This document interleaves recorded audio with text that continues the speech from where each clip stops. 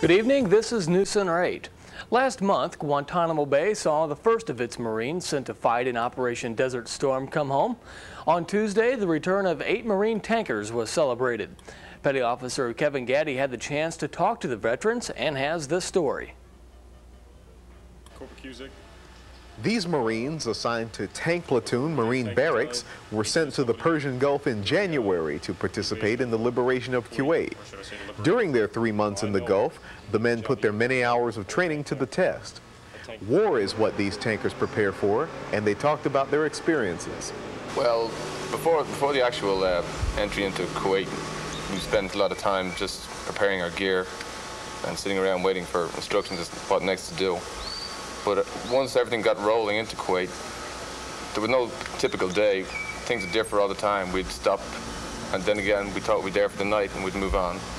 The tanks they manned were part of breaching maneuvers, where they followed mine plows through minefields, clearing the way for other ground forces. Well, I thought some of us wouldn't make it. I really thought that, because I heard that you'd expect 50% casualties during a breaching. And due to the breach, we only took light fire due to mortar fire, and their minefield really wasn't as large as we thought it would be.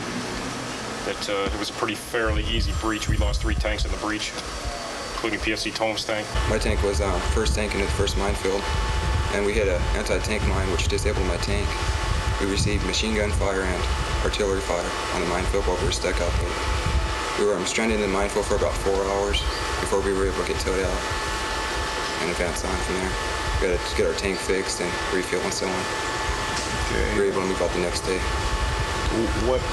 Anything happened while you were stranded? And we just received artillery fire for about an hour and a half. We had to stay inside the tank with gas mask on, so couldn't get out of it. A lot of POWs were coming through the minefield, surrendering and so on. So. Private First Class Jerry Verdon was impressed with the reserve unit they served with. What surprised me is how well that some things were put together. I was thinking since we're being put with a reserve unit that everything was just going to be out of control, but for reserve unit they were pretty well put together. The men couldn't believe the overwhelming number of Iraqi soldiers that surrendered.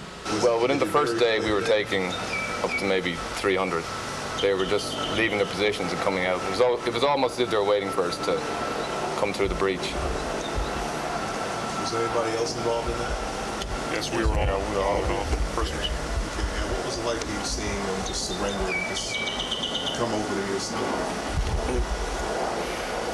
It was eye-opening, really, because they were just, their spirits were down and they were beaten, and they didn't want any more of what they were getting. So it surprised me a lot, because I expected them to fight, and they weren't fighting. They were just giving up and not putting up a fight.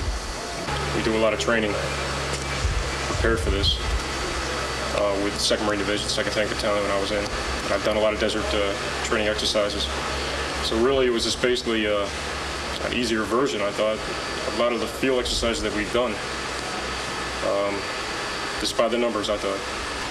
Just coming home, because we had heard reports that when everyone was coming home that they were being well received at home, and it was just what day we were leaving, that was it.